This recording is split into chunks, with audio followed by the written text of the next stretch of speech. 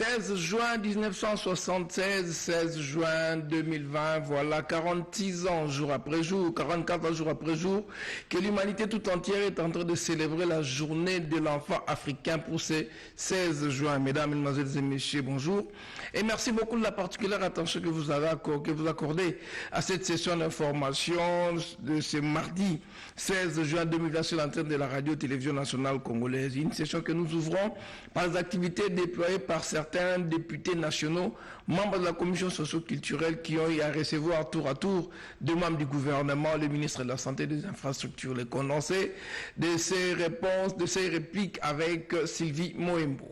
Dans sa réplique aux multiples questions lui posées par les députés nationaux, membres de la commission infrastructure, travaux publics et aménagement du territoire, le vice-premier ministre, ministre des infrastructures et travaux publics, semble avoir étanché la soif des élus nationaux de cette commission permanente de l'Assemblée nationale sur les questions des routes nationales et provinciales, sur la rétrocession des fonds générés par le FONER et les catastrophes qui surviennent à Kinshasa. Nous avons abordé toutes ces questions auxquelles nous avons donné des réponses. Nous attendons la sentence des députés qui, du reste, ont promis de nous accompagner, a indiqué le vice-premier ministre, ministre des Infrastructures et Travaux publics, Willy Ngopos. Vous savez que nous dirigeons un secteur qui est un secteur très crucial.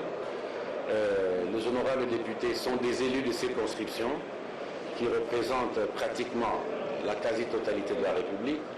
Et le problème des routes, des infrastructures, c'est un problème qui touche tout le monde.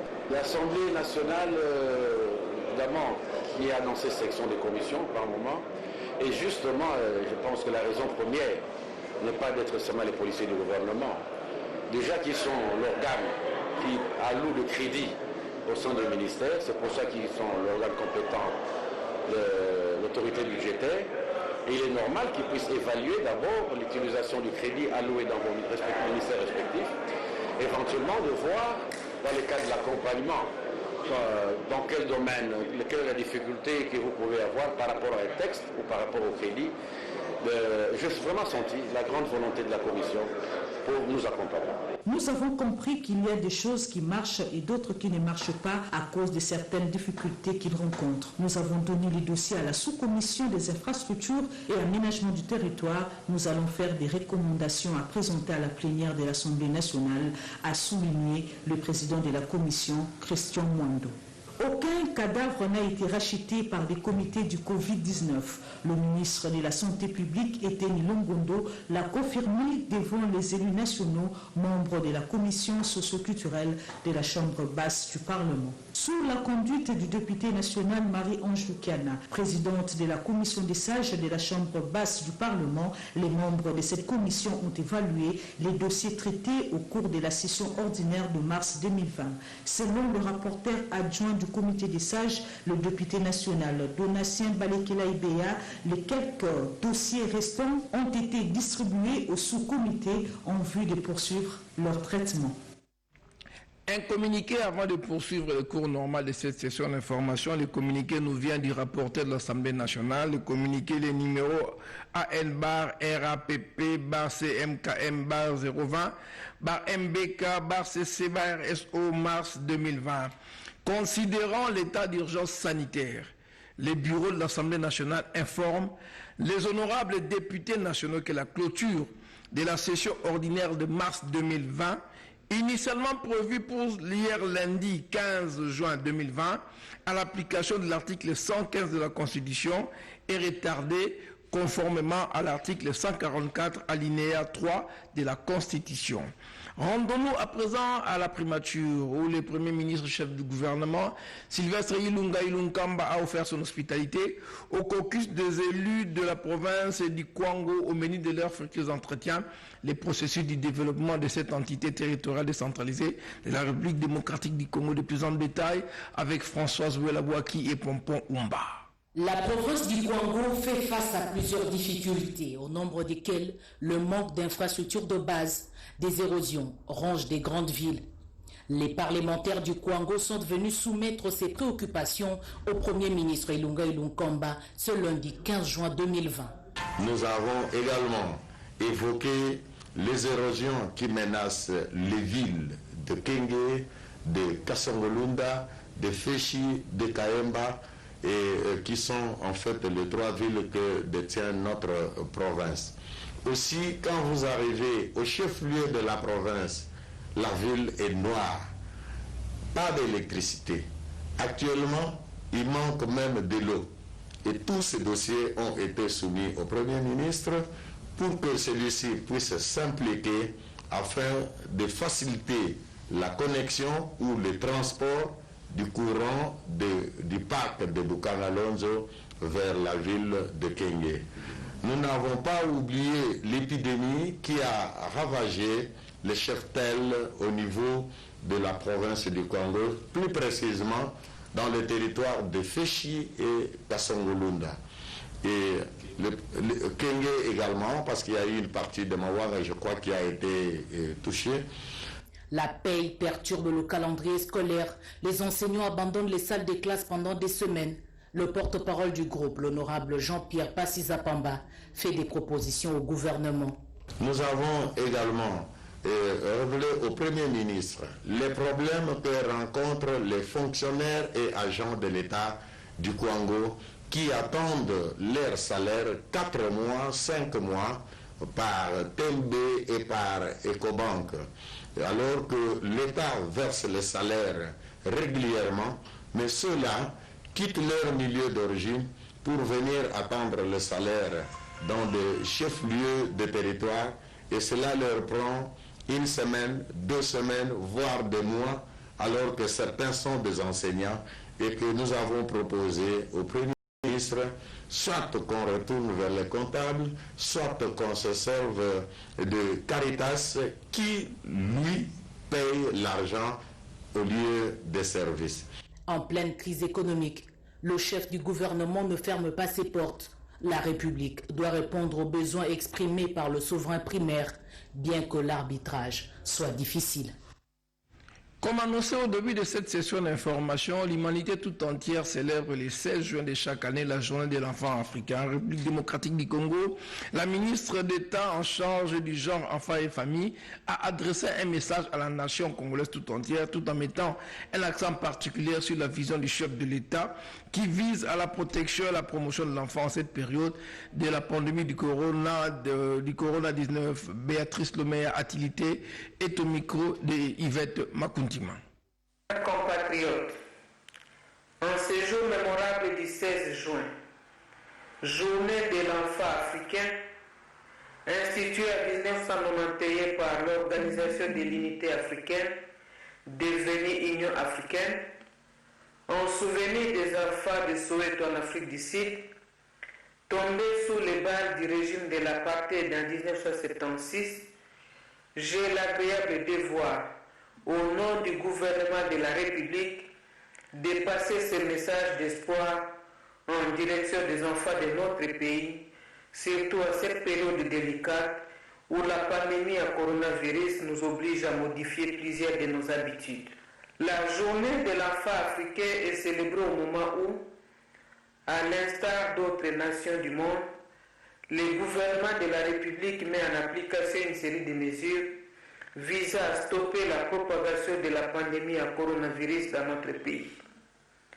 Ces mesures ne visent qu'un seul objectif, celui de préserver le capital principal qui est la santé de la population congolaise en général et celle de l'enfant en particulier. La République démocratique du Congo, notre pays, est partie prenante à la Charte africaine des droits et bien-être de l'enfant, adoptée en 1990 par l'Organisation de l'Union africaine, devenue par la suite une Union africaine, qui célèbre ainsi en cette année 2020 le 30e anniversaire de cet instrument juridique. Cette charte décline les engagements des États vis-à-vis des droits de l'enfant. Le ministère du genre, famille et enfants a rendu possible une activité de participation des enfants à un projet spécifique impliquant des enfants reporters. Il s'agit du projet dénommé Ado Discutons RDC.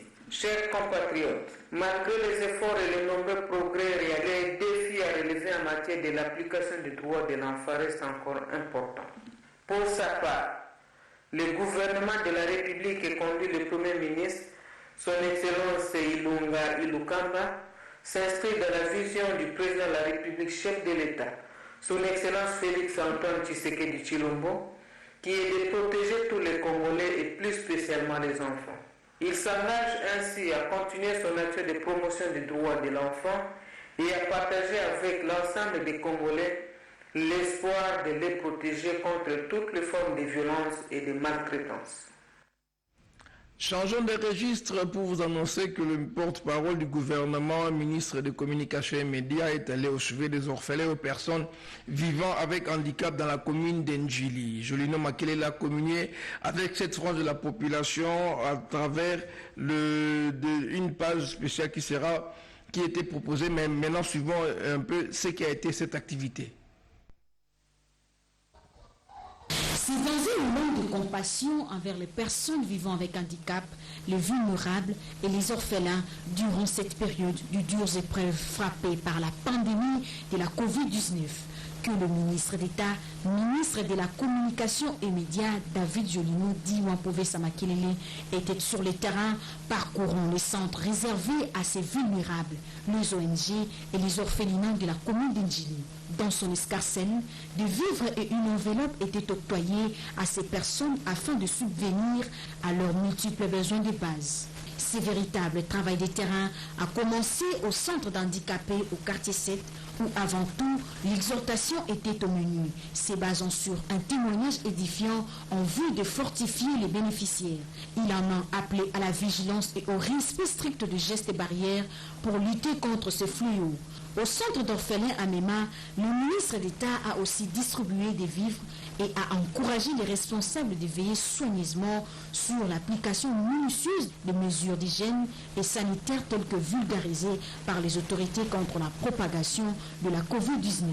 Outre ces directives épinglées, la distanciation sociale était aussi mise en exergue durant sa visite à l'association Fraternité au quartier 6, c'est là avant de procéder à la remise des vivres. C'est quasiment le même tableau à la congrégation de sœurs thérésiennes de Kinshasa, œuvre sociale du centre de maison des soins. David Jolino Diwampove Samakelele est d'abord passé au lavage des mains avant de relayer son adresse. Enfin, dernière étape, les centres d'hébergement des enfants démunis au quartier 8 où il a vivement encouragé ses interlocuteurs. Le ministre d'État a été aussi très attentif aux préoccupations soulevées partout où il est passé. Il a promis fermement tout son soutien, surtout en cette période dure où la solidarité devrait être prouvée à tous.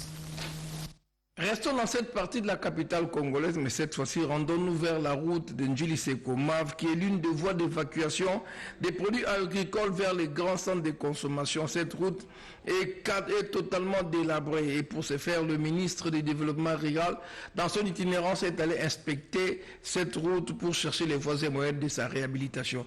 N'est-ce pas, Rodépanda? Komaf, qui débute dans la commune d'Ndjili, est une voie de communication qui relie la capitale Kinshasa et les territoires de Kasangulu, province du Congo central. C'est une route d'une grande importance pour les cultivateurs, maraîchers et autres paysans agriculteurs de par son caractère agricole. Jadis, elle était macadamisée, facilitant ainsi l'évacuation des produits agricoles des riverains. Aujourd'hui, cette route d'Ndjili-Brasserie se trouve dans un état de défection criante. Elle est méconnaissable. C'est très difficile d'assurer les transports. Seuls les motos et petits véhicules qui osent passer par ici. Le ministre du Développement rural, Guy Mikulu-Pombo, qui a la responsabilité d'apporter des solutions aux problèmes de route de décès agricoles, tient à sa réhabilitation dans le cadre des projets prioritaires initié par le gouvernement en vue de faciliter l'approvisionnement de Kinshasa en denrées alimentaires de première nécessité. Dès son arrivée sur le terrain pour cette visite d'inspection, ce sont des cris de détresse des usagers et des riverains qui l'ont accueilli.